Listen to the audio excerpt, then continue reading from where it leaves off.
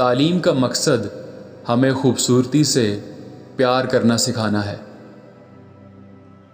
ضرورت ایجاد کی ماں ہے۔ سب سے بڑی دولت تھوڑے پر مطمئن رہنا ہے۔ انسانوں کے ساتھ پیش آنے والی چیزوں میں موت سب سے بری چیز نہیں ہے۔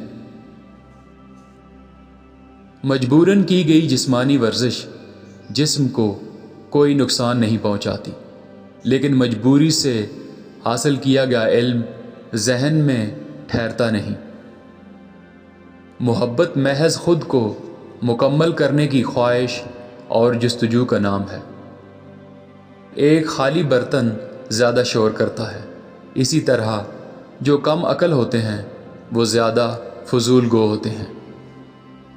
کوئی بھی انسان ایسے بچوں کو دنیا میں نہ لائے جن کی پرورش اور تعلیم کے لیے وہ آخر تک ثابت قدم رہنے کو تیار نہ ہو۔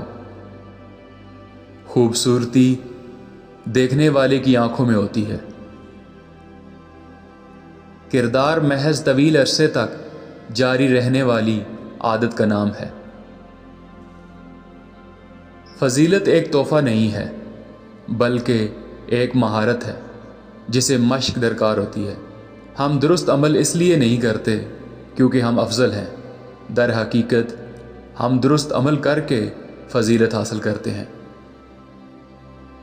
لوگ مٹی کی طرح ہوتے ہیں، وہ یا تو آپ کی نشوونما کر سکتے ہیں اور آپ کو ایک شخص کے طور پر بڑھنے میں مدد دے سکتے ہیں، یا وہ آپ کی نشوونما کو روک سکتے ہیں اور آپ کو مرجھا اور مار سکتے ہیں۔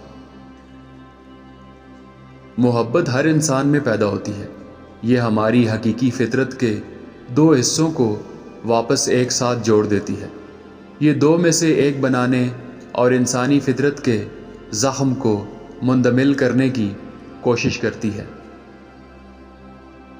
ایک طرح کی خوفناک، جنگلی اور لا قانونیت کی خواہش ہم میں سے ہر ایک میں ہوتی ہے، یہاں تک کہ ان میں بھی ہوتی ہے جو سب سے زیادہ اعتدال پسند نظر آتے ہیں۔ اچھے اعمال خود کو طاقت دیتے ہیں اور دوسروں کو اچھے اعمال کی ترغیب دیتے ہیں۔ جد و جہد کے بغیر کچھ بھی خوبصورت نہیں۔ ایک بہادر انسان سینکڑوں میں سے ایک ہوتا ہے، ایک عقل مند انسان ہزاروں میں سے ایک، لیکن ایک کامل انسان لاکھوں انسانوں میں بھی نہیں ملتا۔ عقل مند لوگ اس لیے بات کرتے ہیں کیونکہ ان کے پاس کچھ کہنے کو ہوتا ہے، جبکہ بیوقوف اس لیے بولتے ہیں کیونکہ انہیں کچھ نہ کچھ کہنا ہوتا ہے۔ سرگرمی کی کمی ہر انسان کی اچھی حالت کو تباہ کر دیتی ہے۔ علم روح کی غذا ہے۔